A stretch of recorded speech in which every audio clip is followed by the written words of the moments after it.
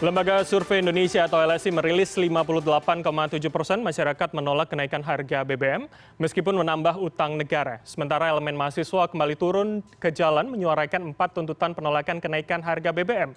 Meski negara menyebut kenaikan harga BBM harus dilakukan sebagai langkah penyelamatan APBN, namun kebijakan penyesuaian harga dipandang akan melemahkan daya beli masyarakat di tengah melonjaknya sejumlah harga komoditas pokok lainnya. Bagaimana negara menanggapi penolakan ini dan apa saja langkah lanjutan yang akan ditempuh oleh publik pasca harga yang sudah dinaikkan?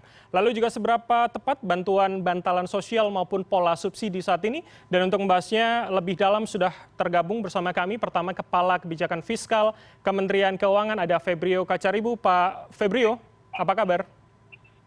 Baik, Mas Bram. Baik, alhamdulillah. Berikutnya adalah Direktur Eksekutif LSI Jayadi Hanan. Pak Jayadi, apa kabar? Baik Mas, selamat malam Mas. Selamat malam. Dan yang terakhir adalah Ketua Umum PB PMI Abdullah Sukri. Mas Abe, apa kabar? Saya siap. Baik Mas Bram. Alhamdulillah dalam kondisi baik semua. Bapak-bapak, saya akan ke Pak Jayadi dulu nih. Kemudian surveinya sudah dirilis tepat 1 hari setelah pemerintah menyesuaikan harga BBM. Apa yang kemudian dalam survei LSI tangkap begitu yang menjadi keinginan masyarakat sebetulnya terkait harga BBM, Pak Jayadi? Survei ini jadi ini sikap masyarakat sebelum keputusan itu diambil ya. Jadi ini survei dilakukan pada tanggal 13 sampai 21 Agustus. Sebetulnya kami melakukan beberapa kali survei, tapi sikap masyarakat tetap sama ya.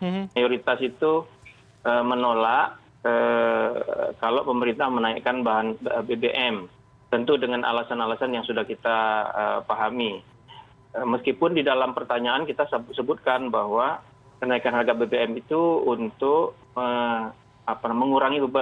mengurangi beban negara. Kalau BBM dinaikkan maka beban negara akan bertambah dan bisa saja kita menambah hutang. Tapi mayoritas masyarakat tetap saja mengatakan sebaiknya tidak dinaikkan. Yang menyatakan setuju sekitar 27% ya. Nah, sebelum lebih jauh, kalau kita elaborasi di kalangan masyarakat yang kelas menengah bawah tampaknya yang paling banyak menyatakan menolak itu. Baik.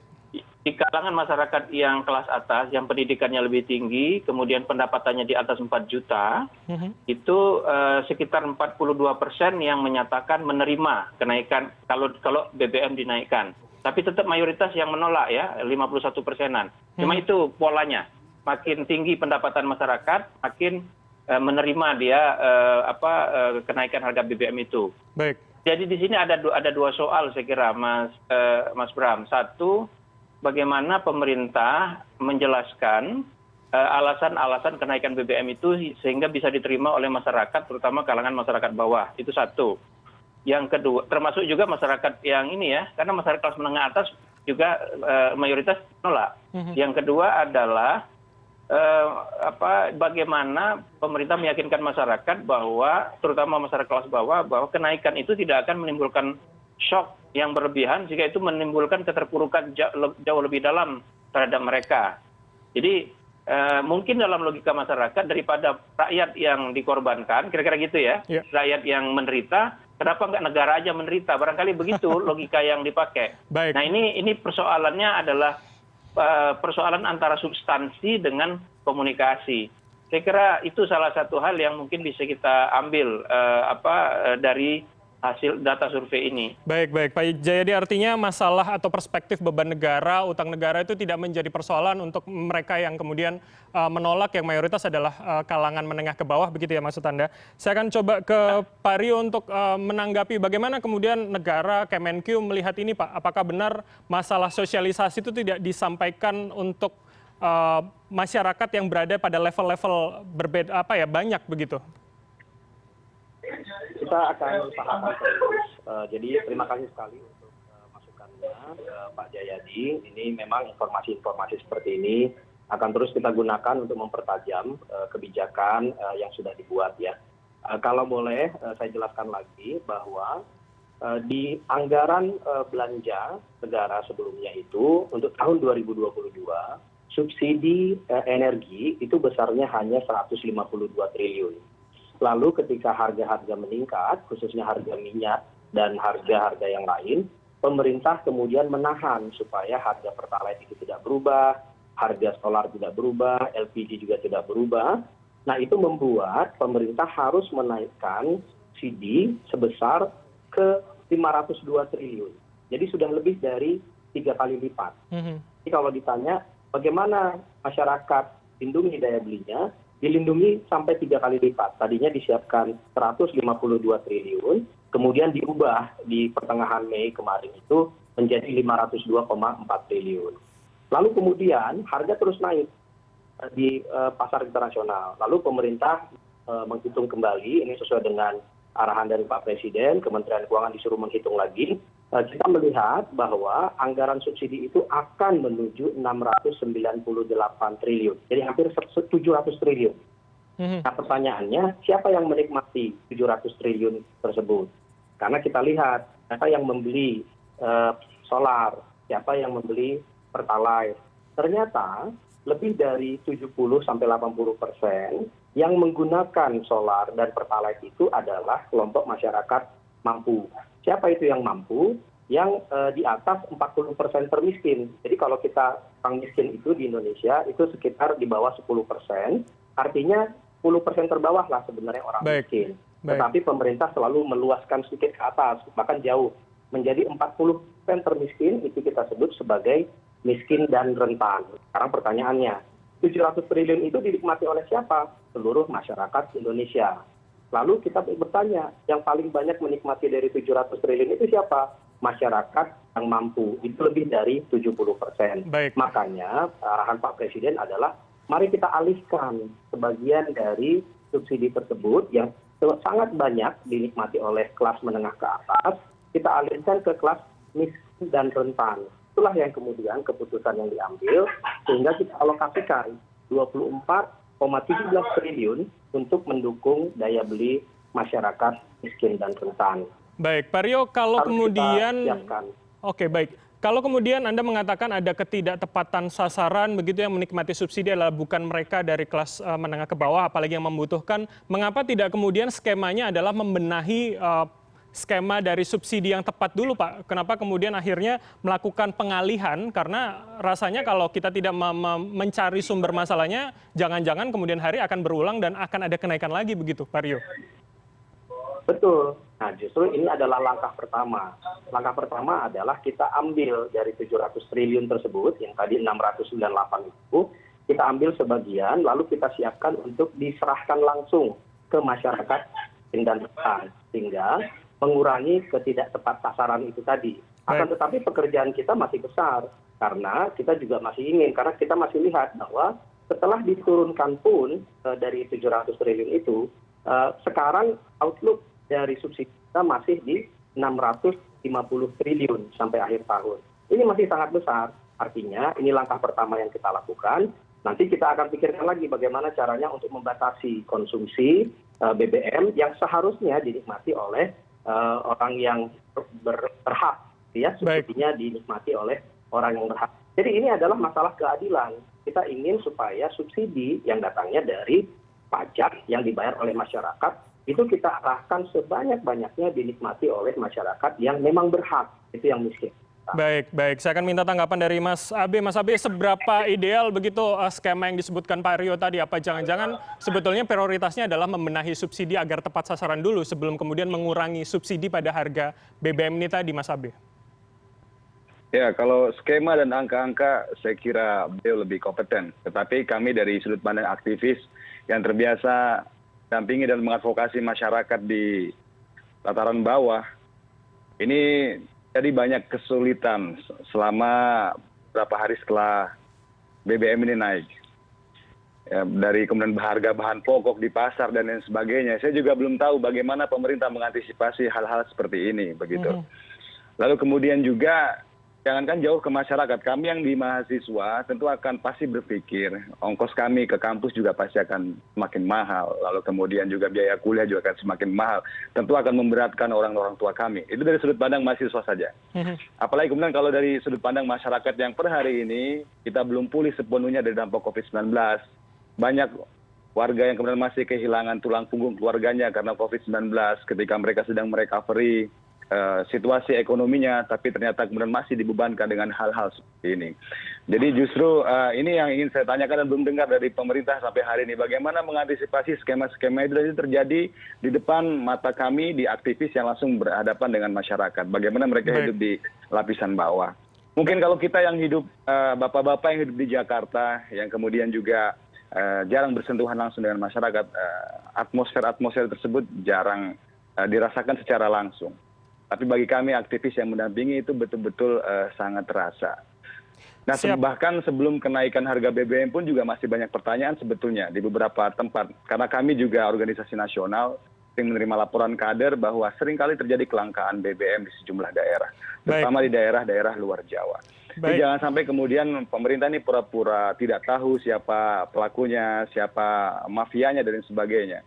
Justru kami ingin melihat integritas pemerintah dalam menyeriusi, memang benar-benar ingin mensejahterakan rakyat dan masyarakat Indonesia. Baik, Mas Abe, yang kemudian menjadi 4 tuntutan teman-teman PMII kan adalah menerapkan kebijakan subsidi tepat sasaran, begitu kan, yang menjadi salah satu poin yang disuarakan pada siang hari ini. Apa kemudian skema ideal menurut teman-teman aktivis, teman-teman PMII untuk masalah ketepatan subsidi ini tadi, Mas Abe?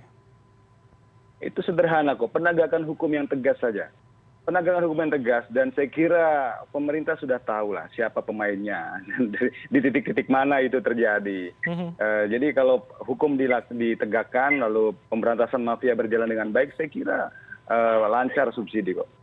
Di daerah-daerah itu banyak terjadi kelangkaan BBM, itu karena memang ditahan, ada pengusaha-pengusaha yang rakus, ada oknum-oknum yang rakus yang kemudian menyumbat saluran itu semua.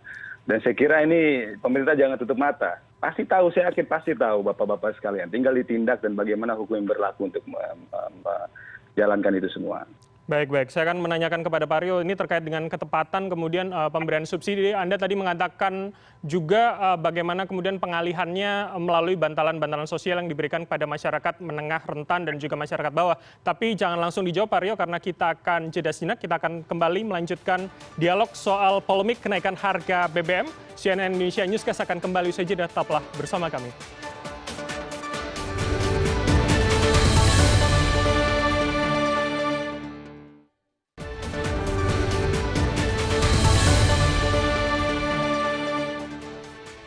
Terima kasih Anda masih bersama kami di CNN Indonesia Newscast, masih dalam dialog harga BBM naik, protes merebak. Saya akan ke Pak Rio, Kepala Kebijakan Fiskal Kementerian Keuangan. Pak Rio, bagaimana tanggapan Anda? Apakah kemudian bantalan sosial ini menjadi jawaban begitu untuk kelas yang rasanya tidak mendapatkan keadilan dari subsidi pada pola sebelumnya, Pak Rio? Nah, jadi kita lihat lagi angka-angkanya. Kita melihat masyarakat itu mulai dari yang termiskin sampai yang terkaya. 10% termiskin itu masuk di garis kemiskinan biasanya. Dan itu yang selalu kita lindungi. Nah, lalu 20%, 30%, 40% itu yang selalu kita sebut adalah miskin dan rentan. Dan ini yang selalu menjadi sasaran utama bagi perlindungan sosial kita. Nah, yang jadi masalah adalah subsidi energi ini jauh lebih besar daripada anggaran kita untuk perlinsos. Perlinsos itu untuk apa? Keluarga yang 10% terbawah, 20% terbawah. Ini misalnya adalah program Keluarga Harapan. Ini sudah setiap saat kita berikan bantuan. Nah, kita justru ingin melihat bagaimana supaya masyarakat yang miskin dan rentan ini, yang sudah kita topang dengan program PKH, kartu sembako, diskon listrik waktu itu, bansos tunai, BLT desa, ini semuanya kita harus bisa perkuat lagi. Pertanyaannya adalah, kan sayang sekali uang 502 triliun dan mengembang menjadi 698 triliun, itu justru 70% lebih dinikmati oleh orang yang mampu.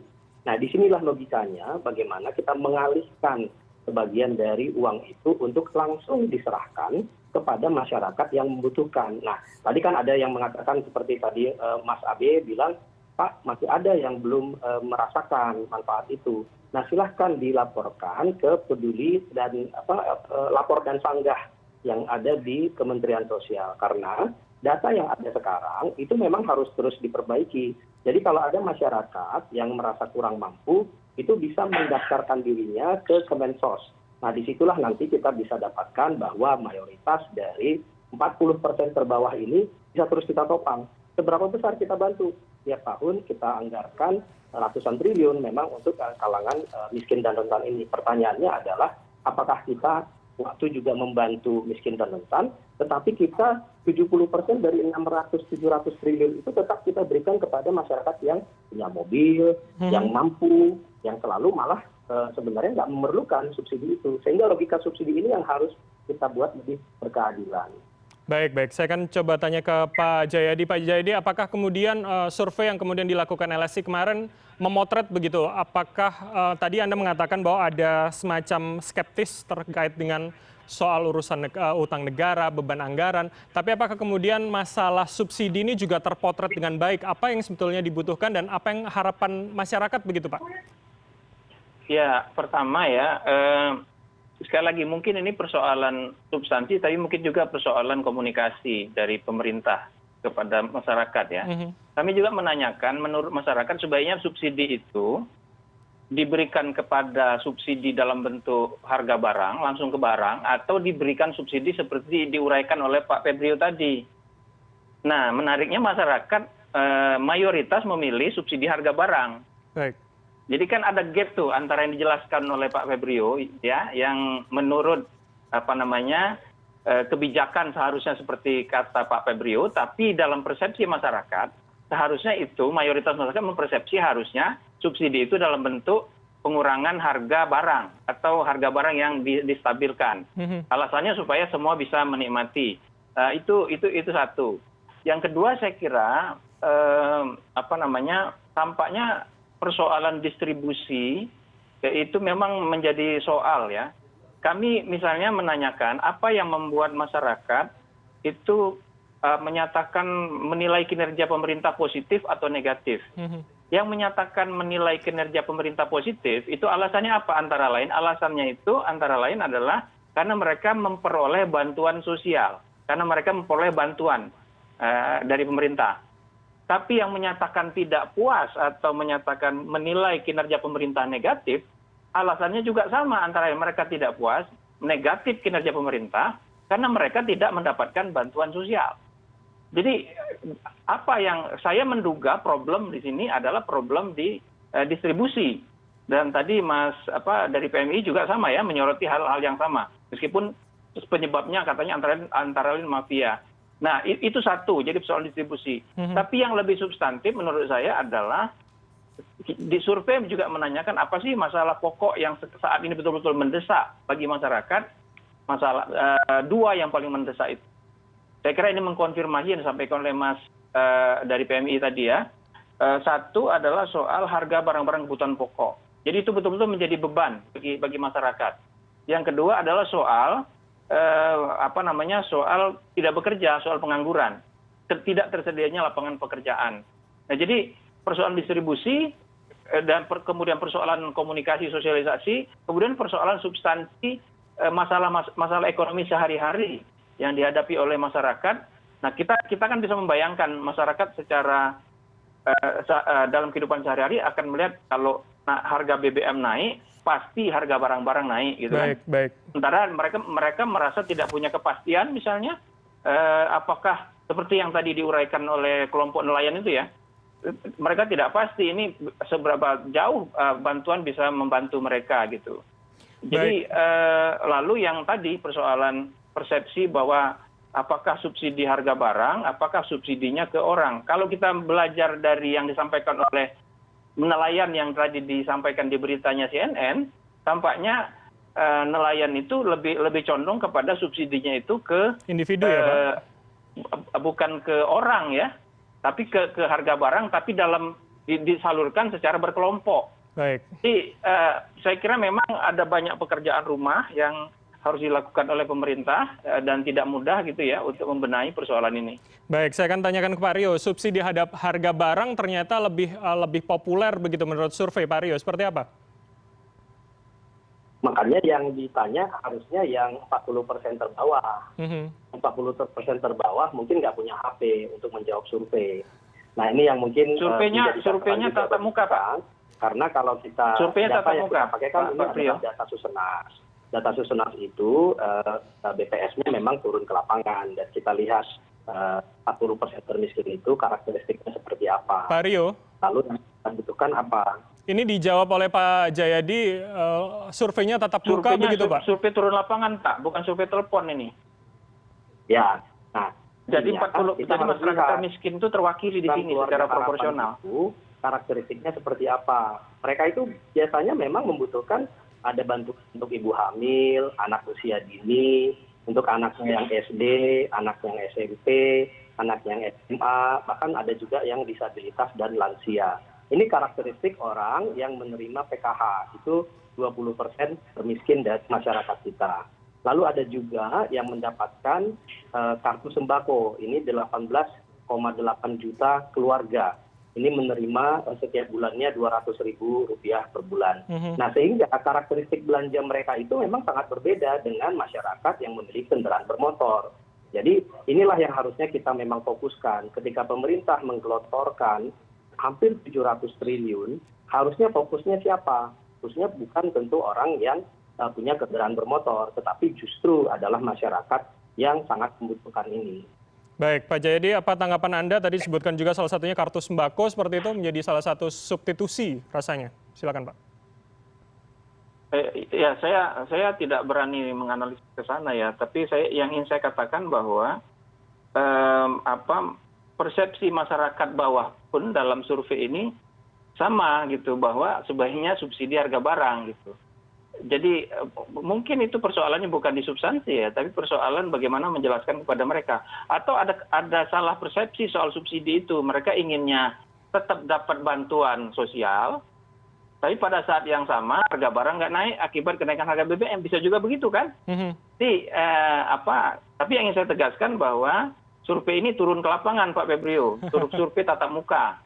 Ya, ada puluhan pertanyaan yang sifatnya detail kita tanyakan kepada masyarakat, dan itu mewakili termasuk yang Pak Febrio sebut 40% masyarakat termiskin bawah, paling miskin itu.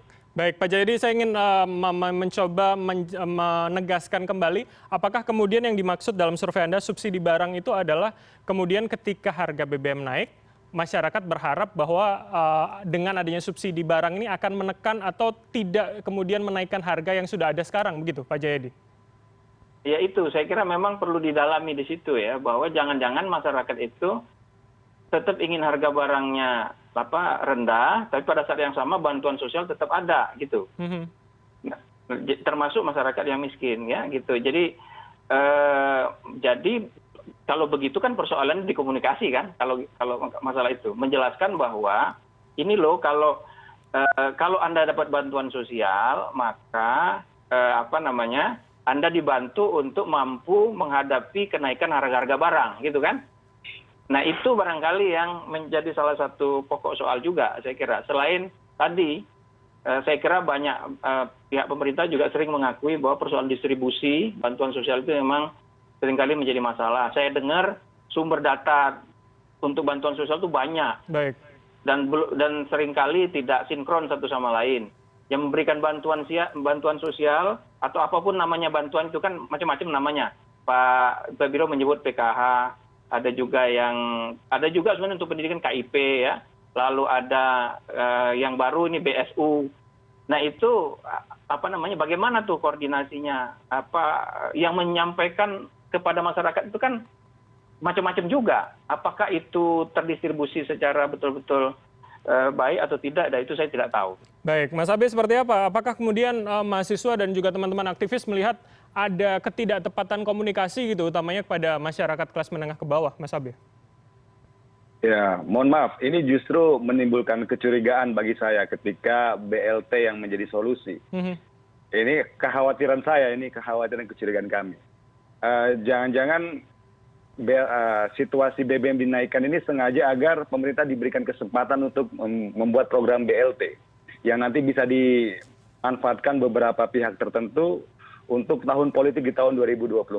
Karena sudah terbukti bahwa kita memberikan bantuan secara langsung kepada masyarakat yang memiliki tingkat ekonomi rendah, mohon maaf biasanya literasi politiknya juga rendah, sehingga justru akan menjadi tunggangan pihak-pihak tertentu untuk menjadi klaim untuk menggait suara di tahun 2024 nanti. Karena ini pasti BLT-nya akan berlangsung berbulan-bulan ke depan dan juga kalau situasinya tidak berubah, saya kira sampai tahun depan juga akan dilaksanakan. Jadi jangan sampai ini menjadi tunggangan politik. Kan terbukti BLT ini jadi senjata politik di beberapa negara berkembang, termasuk juga di Indonesia di periode-periode sebelumnya. Ini bisa diklaim menjadi satu wacana manis politik, begitu, janji-janji kepada masyarakat yang mohon maaf memiliki literasi politik yang kurang begitu baik.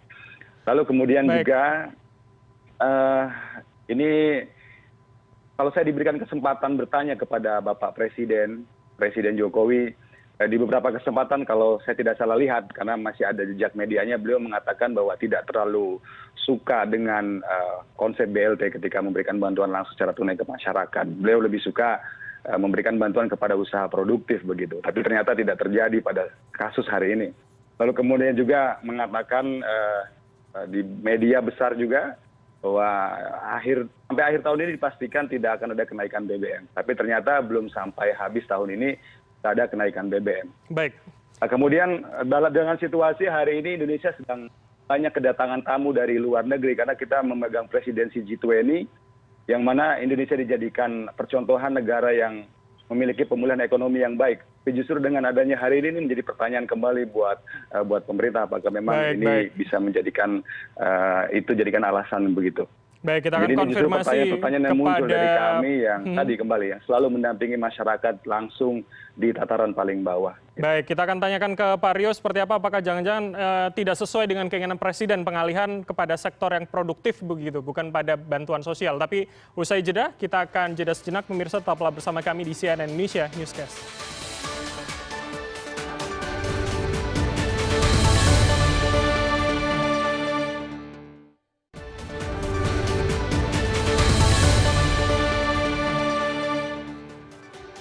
Terima kasih Anda masih bersama kami di CNN Indonesia Newscast. Kita masih akan melanjutkan dialog harga BBM naik, protes merebak. Saya akan ke Pak Febrio. Pak Febrio, sebelum jeda tadi kita membahas bagaimana rasanya Presiden menginginkan pengalihan pada sektor produktif begitu. Apa yang kemudian dikomunikasikan kepada Kementerian Keuangan dan bagaimana akhirnya pilihan bantuan bantalan sosial ini menjadi pilihan untuk kemudian mensubstitusi tadi kenaikan harga ini, Pak? Perlindungan sosial kita itu selalu ada dua cara, selalu arah. Nah, yang pertama adalah yang berbasis keluarga. Yang berbasis keluarga ini sebenarnya sudah mulai sejak tahun 2007. Ini setiap tahun kita bantu 10 juta keluarga. Ini yang masuk di dalam program keluarga. Jadi ini sudah sejak tahun 2007 programnya.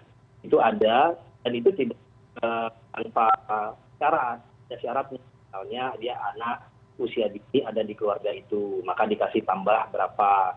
Lalu anak SD itu besarnya 900.000 1 tahun. Kalau dia punya anak SMP 1,5 juta 1 tahun. Kalau dia punya anak SMA ada 2 juta rupiah per tahun. Kalau disabilitas dan lansia itu 2,4 juta per tahun.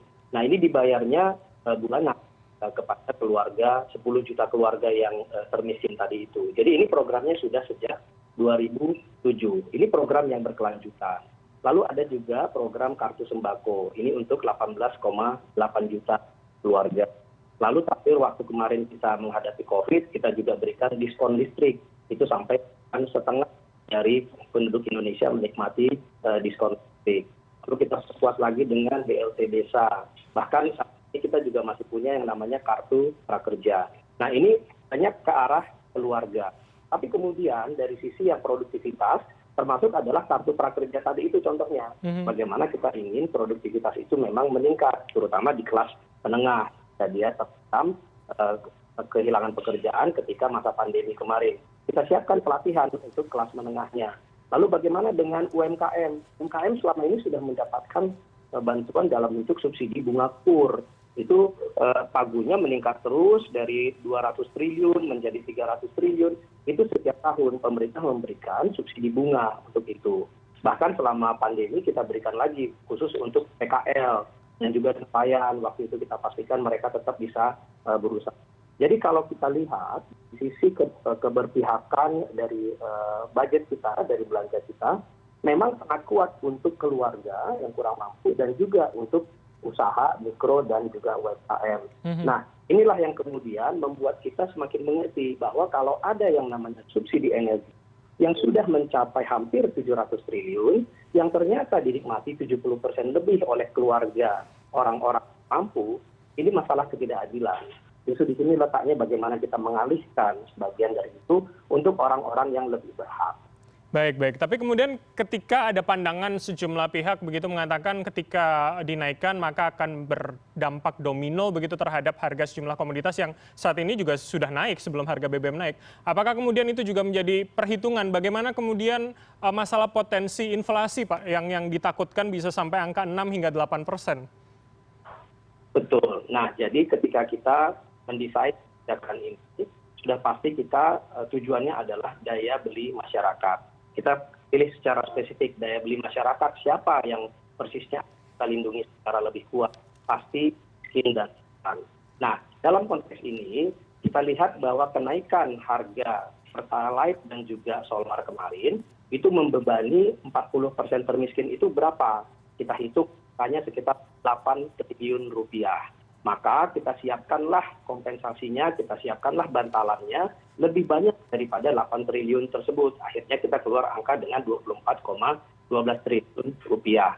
Lalu siapa penerimanya? Bukan hanya 10% termiskin, tetapi sampai ke 40% termiskin. Bahkan kalau secara bantuan subsidi upah, itu sampai ke 50% termiskin di Indonesia. Jadi masyarakat yang kita lindungi itu memang semakin targeted. Baik.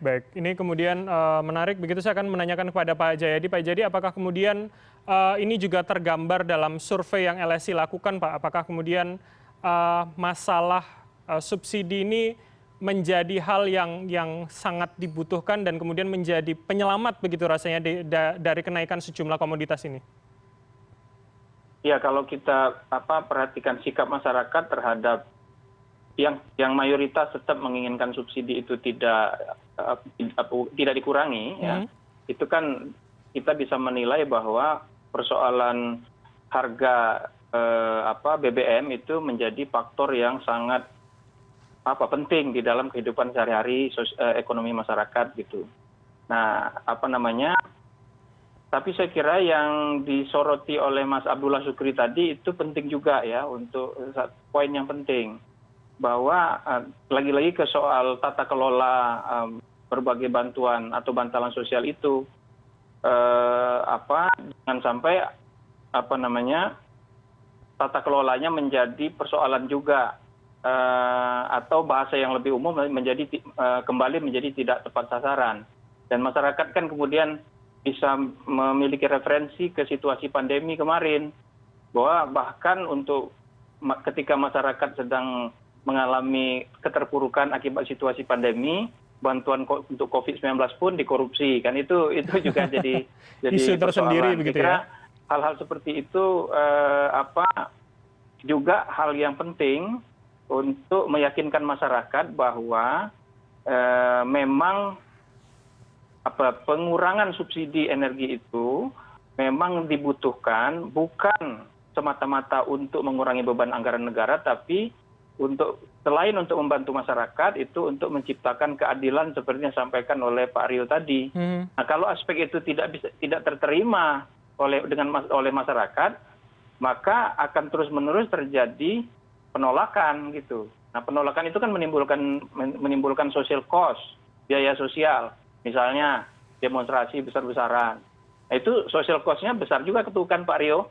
Misalnya macet, bensin yang terbuang akibat macet di mana-mana itu juga menimbulkan masalah, menimbulkan kerugian dan sebagainya. Saya kira ya memang ini persoalan yang tidak mudah, tapi itu antara lain berawal dari, kalau menjawab pertanyaan dari Mas Bram tadi, persoalan energi, persoalan BBM itu masih menjadi salah satu jantung kehidupan sehari-hari masyarakat. Baik. Itu dia di otak-atik harganya, dia punya efek itu. Domino kalau istilah Mas Bram tadi, kemana-mana gitu. Baik, artinya bisa mempengaruhi banyak komoditi begitu ya. Saya terakhir ke Mas Abe. Mas Abe, apa langkah lanjutan yang akan dilakukan teman-teman mahasiswa? Apakah kemudian ketika ini tidak didengar, maka akan ada aksi lain selain turun ke jalan? Seperti apa, Mas Abe? Ya, rumusnya kan begini Mas Bram, kita bergerak ketika terjadi sesuatu. Kita bergerak dengan hati nurani, tidak diingi dengan oleh siapapun, dan kita bergerak dari Sabang sampai Merauke. Artinya sesuatu yang salah sedang terjadi hari ini. Dengan kenaikan harga BBM dan itu langsung terjadi di masyarakat. Nah, artinya semoga saja disampaikan Pak Rio betul-betul terjadi dan menjadi jalan keluar terkait angka-angka APBN dan sebagainya. Tapi kalau kemudian ini memang betul-betul tidak menyelesaikan satu kebijakan, saya kira bukan hal yang haram untuk dievaluasi atau akan dicabut. Jadi kami PMII akan terus bergerak mendampingi masyarakat. Masyarakat masih butuh diadvokasi. Kita selalu ada di garda terdepan untuk menyuarakan kepentingan rakyat. Dan tentunya kita sama-sama mencintai bangsa dan negara ini. Ya, semoga Pak Rio, Pak Jayadi, dan saya sendiri di organisasi kepemudaan bisa sama-sama mencari solusi yang terbaik, dan tentunya kita ingin agar negara ini maju dan keluar dari situasi krisis seperti pada hari ini. Baik, artinya bergerak ini adalah turun ke jalan lagi esok begitu, Mas Abe?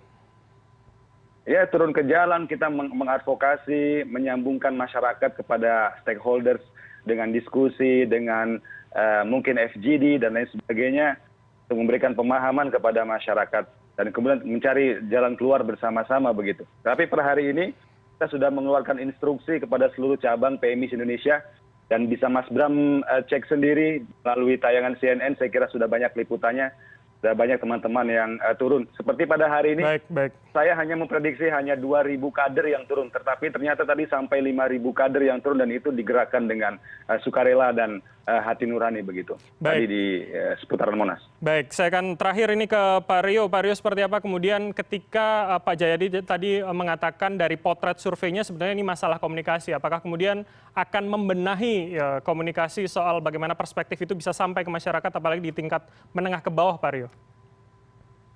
Saya pikir bagus sekali ya, komunikasi memang harus terus kita perbaiki, kita tingkatkan. Tapi yang dalam waktu jangka dekat yang harus kita pastikan dari sisi pemerintah adalah itu tadi, daya beli masyarakat. Dan di masyarakat ini kita ikuti tentunya bukan hanya sekali dalam beberapa bulan, tapi kita lihat minggu demi minggu. Contohnya kemarin dengan inflasi bulan Juli sudah 4,9, lalu kemudian kita identifikasi apa penyebabnya. Oh, ternyata ada beberapa barang kebutuhan pokok yang memang susah didapatkan sehingga harganya meningkat. Contohnya adalah bawang merah, cabai keriting, dan sebagainya. Nah, 1 bulan kemudian pemerintah bergerak dengan sangat cepat. Kemudian inflasinya malah turun di bulan Agustusnya. Nah, itu karena lainnya kemudian hasil dipastikan tersedia. Gerakan seperti inilah yang dibutuhkan dari pemerintah dan juga tentunya harus berkolaborasi dengan masyarakat. Pemerintah ini tentunya juga pemerintah pusat dan juga pemerintah daerah. Kita semua harus bahu-membahu menjaga daya beli masyarakat, dan tentunya seperti yang disampaikan oleh Mas Abid. Kita sama-sama mencintai Indonesia, mari kita jaga masyarakat dan juga masyarakat khususnya yang miskin dan rentan terus kita jaga daya belinya.